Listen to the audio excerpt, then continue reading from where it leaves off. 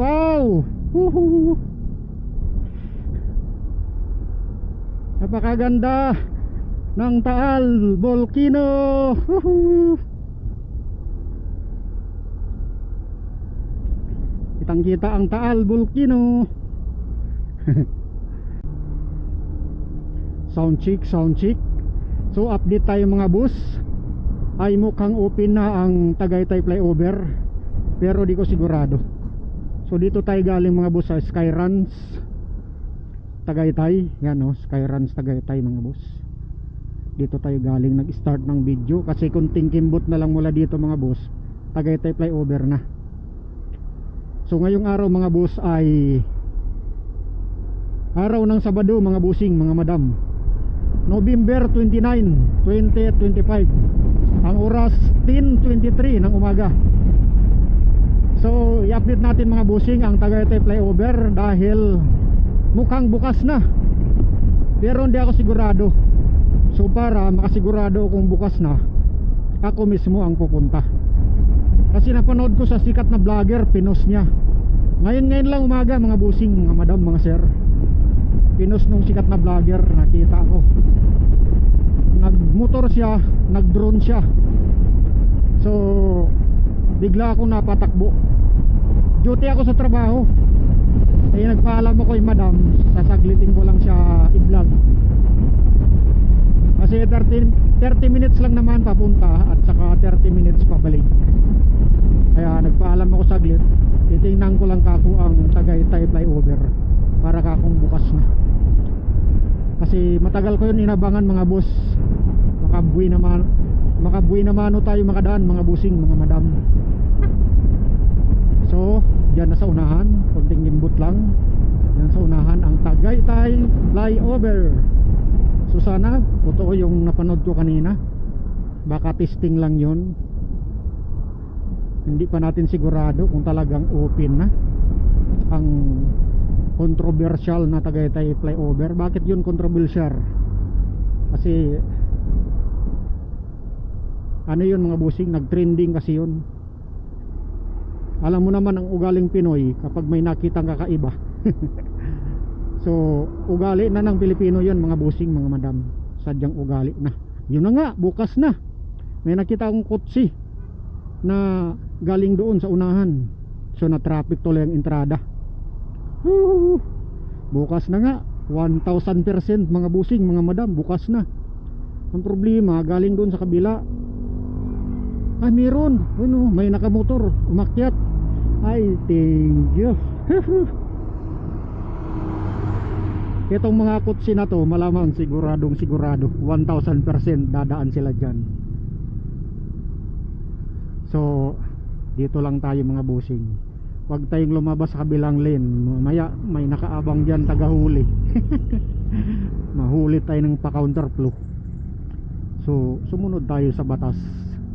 May nakakita o wala, sumunod tayo sa batas ng LTO. Pero hindi naman to double yellow lane.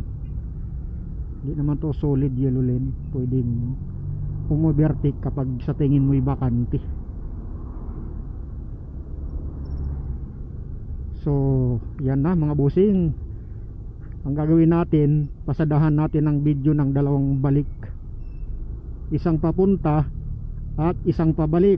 Tapos babalik ulit na tayo. Itaas natin yung camera. Lagyan natin ng selfie stick, yung Insta360, para tumaas siya. Kasi wala pa tayong drone para na ring drone. So wrong timing kasi tanghali na tayo. Crowded na mga bossing. Marami nang dumaan. Hindi natin masulit ang view. First time mga bossing. Ngayong araw ay araw ng Sabado. So hindi lang talagang totoo yung napanood ko kanina mga bossing. Pinost to kanina sa sikat na vlogger, si Bossing. Shout out sa'yo Bossing, idol, lapat sirong technician. Sa kanya ko napanood kanina. Isang oras lang lumipas, kanina napanood ko. Nag-aabang din pala siya. Yan o, max clearance 3.5 im. Ano kaya yung ibig sabihin nun? Hindi ko pa na-research yan eh. Yung may nakaganyan, nakalagi gan max clearance 3.5 im, maximum clearance siguro sa mga sasakyan. So dito bawal overtake. So yun, sa wakas mga busing, nakadaan din tayo sa wakas. First time, buhay na mano. Ngayong araw pa lang siguro to binuksan. So magpaalam tayo, pwede bang tumigil saglit? Pwede sir, pwede tumigil saglit? Pwede tumigil saglit? Pwede tumigil saglit? Doon banda? Sige, thank you sir. So, pwede daw tumigil saglit dito banda para di tayo maka-istorbo.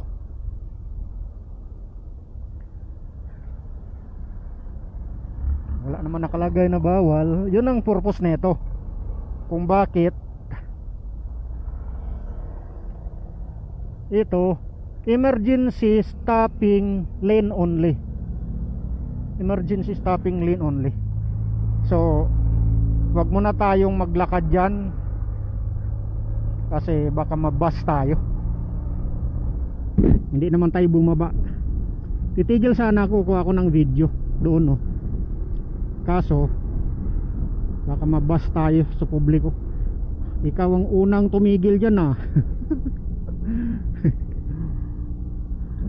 So pwede siguro mamaya maglakad tayo para hindi na tayo mabas. Baka sabihin ikaw pang kauna-unahang tumigil dyan, ha. So babalik tayo mga boss. Pasadaan natin ang video ng pabalik na ganito yung setup ng camera. Mamaya pagbalik ulit natin, itaas natin yung camera. Tayo babaking mga boss para makuha natin ang video. So tama-tama, walang sasakyan. Balik tayo. Woohoo! Sa wakas nadaanan na rin natin yung matagal natin inabangan. O sa mga baser dyan, wag na kayo mang bus, diba? Gustuhin nyo rin to.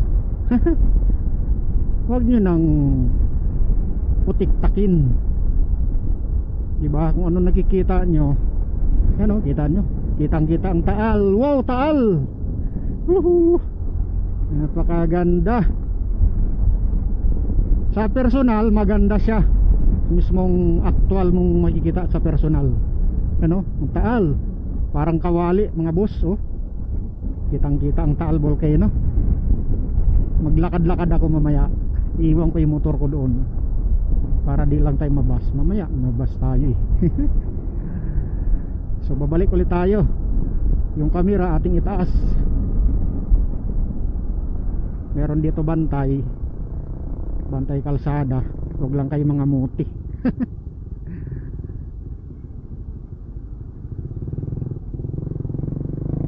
Dito tayo banda kasi tayo ibabaking.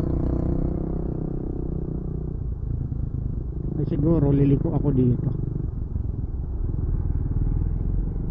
sa may restaurant dito kasi tayo ay babalik pa.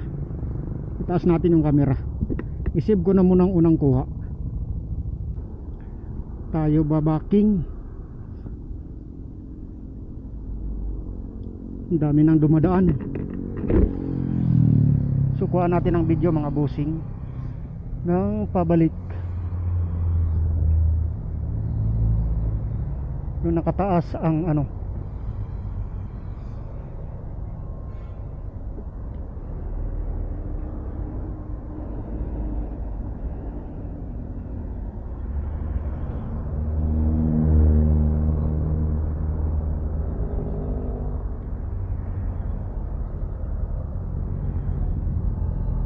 so let's go mga boss.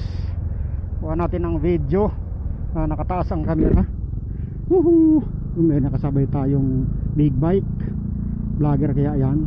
Shout out sa'yo brother, busing, sir, idol. Woohoo! Tagaytay flyover. Sa wakas daanan na ang Tagaytay flyover. Taas natin ating camera. Yun, oh, marami nang dumaan mga rider.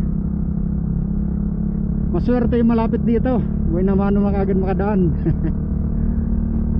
Tayo malapit tayo dito, kaya tayo maswerte. At buhay naman tayo nakadaan. Woohoo!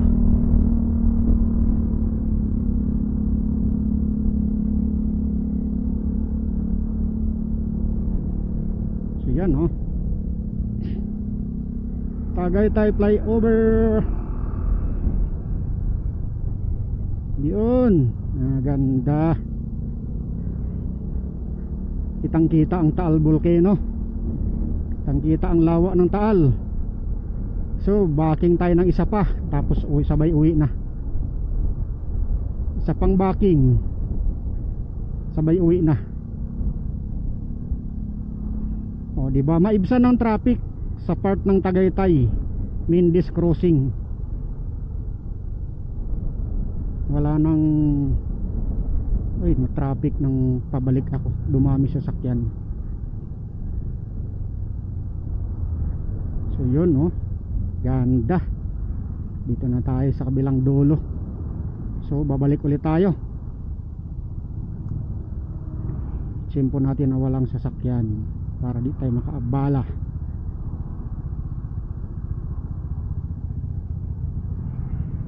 Dito pagbibigyan tayo.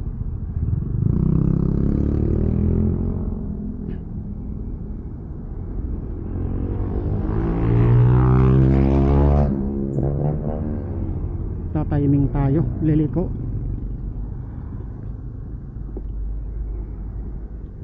Oh, yung iba ay ayaw. Siguro dyan lang sila sa ilalim. Yung iba ayaw dumaan. Bakit kaya? Nakatagad dyan lang sa ilalim. So, libre na. So, let's go ulit. At tayo pa uwi na. Pasadahan ulit natin. Aba, buhay naman nung kamuti oh. Ang lupit mo busing. Double solid yellow yung linya. Pinasadahan mo agad ng overtake. Nakuhaan ka tuloy ng kamera. Wow! Woohoo! Napakaganda ng Taal Volcano. Woohoo! Kitang kita ang Taal Volcano. Tuwang-tuwa. O diba? Masarap duman dito. Kitang kita mo ang Taal Volcano. So abangan natin sa mga susunod na araw, linggo, buwan. Maraming mag-trending dito, mga sikat na vlogger. Tayo di tayo mag-trending kasi hindi tayo sikat. Tayo pa uwi na. Sumaglit lang tayo. Ibaba na natin ang ating camera. So yan, traffic na dito. Yan lang, walang traffic. Yun ang purpose nyan, ginawa ng flyover. Kasi sobrang traffic. Ito si Bossing kanina nang overtake sa solid ang linya. Hindi yan dumaan sa tamang proseso sa paggawa ng driver's license. Kasi kukuha ka ng lisensya, mag-i-exam ka sa driving school, mag-i-exam ka sa LTO. Huwag kang umovertake sa may yung dalawang guhit na yellow o orange. Pero maraming sumusuway niyan. Marami akong nakikitang sumusuway niyan. So ano tayo, kasi merong bus.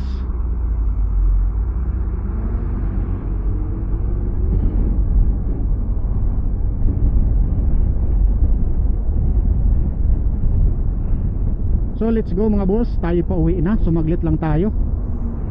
Dito na tayo dadaan. At least nakuha natin ang buhay na mano. Nakadaan tayo ng buhay na mano sa Tagaytay flyover. So bukas ulit, linggo. Hindi ko alam kung pupunta ako bukas.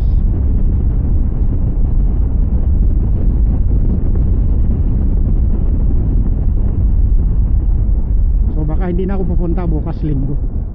Kasi total nadaanan ko na eh. So sana ang camera ko okay record. Titigil muna ako, reviewin ko yung camera ko. Mamaya hindi pala naka-record, para at least dito pa lang maaga pa, makabalik agad-agad ako kaysa nandoon na ako ano pala, hindi pala nag-record na maayos. So titigil ako dito, i-review ko yung aking camera. Dito tayo sa harap ng restaurant. So ibaba na natin ang camera. Dito natin tapusin ng video. Na-update natin mga busing ang Tagaytay flyover. Bukas na. Ngayong oras ay 10:40 ng umaga, November 29, 2025. So stop recording. Check ko lang yung record.